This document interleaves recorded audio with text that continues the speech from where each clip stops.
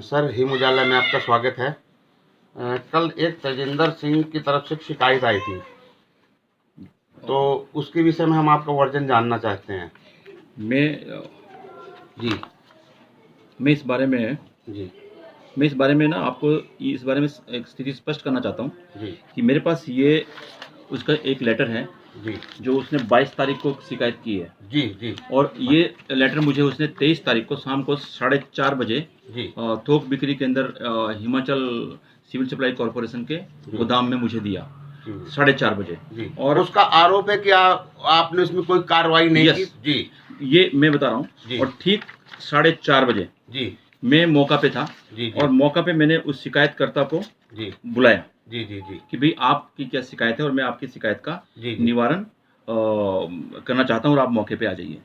जब मैं मौका पर पहुंचा तो एक बार तो उसने नकार दिया कि मैं नहीं आऊँगा। अच्छा। तो फिर मैंने बोला शिकायत का निवारण कैसे होगा, आप मौका पर आइए।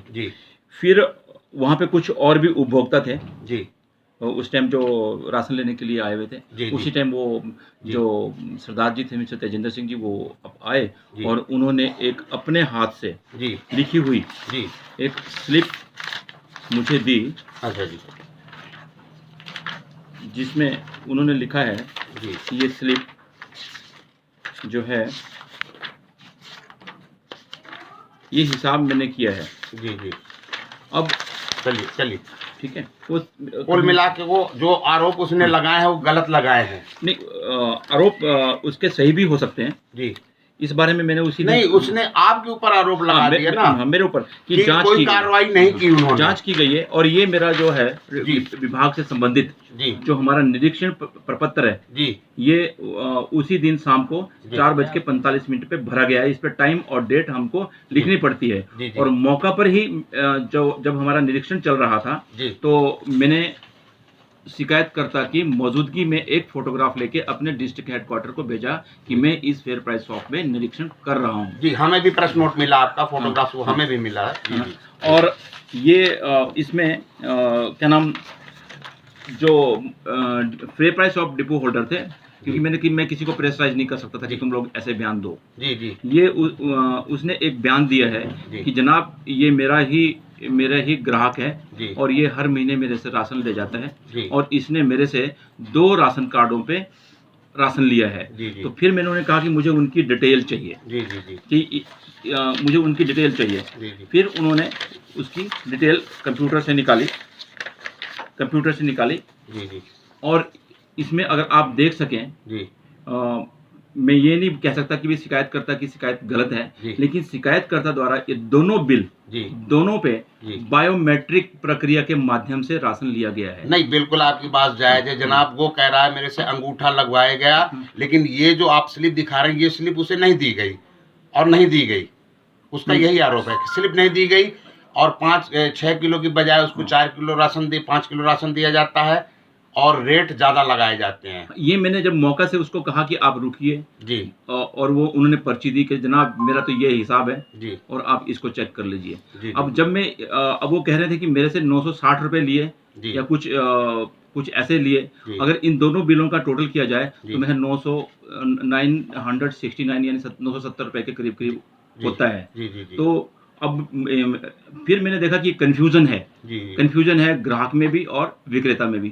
तो मेरे साथ आपको भी प्रेस नोट जारी किया कि ये कंफ्यूजन और लोगों को भी हो सकता है। तो एक मैंने प्रेस नोट जारी किया कि लोग जो है अंगूठा लगाते हैं तो वो अपना कैश मेमो लेना सुनिश्चित करें।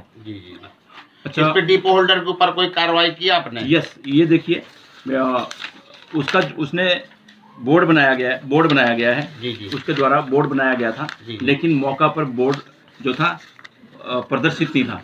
और मेरी रिपोर्ट में साफ लिखा गया कि मैंने इसकी छानबीन की गई है और इस के लिए जो है इसकी प्रतिभूति राशि जब्त की जानी मतलब प्रस्तावित है, प्रपोज कर दिया। अब जो एक्शन होगा वो डिस्ट्रिक्ट एडमिनिस्ट्रेशन को पावर है।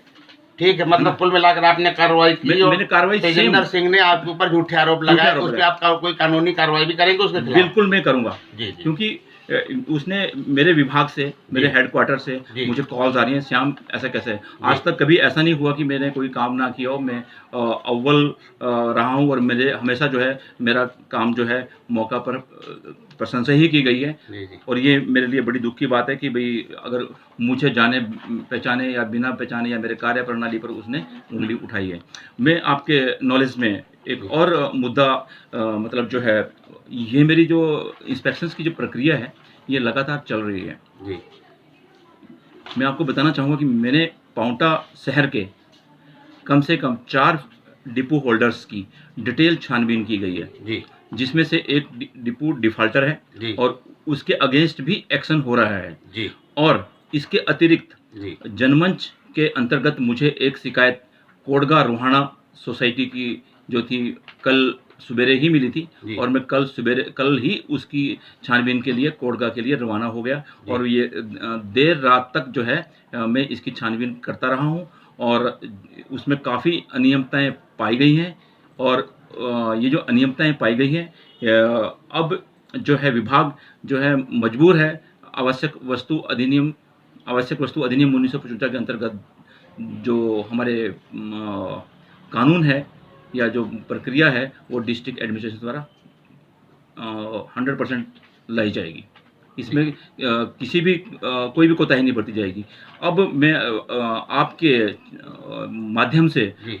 सभी उपभोक्ताओं को जागरूक भी करना चाहूँगा जी। कि सरकार द्वारा ये बहुत अच्छा कदम उठाया गया है कि बायोमेट्रिक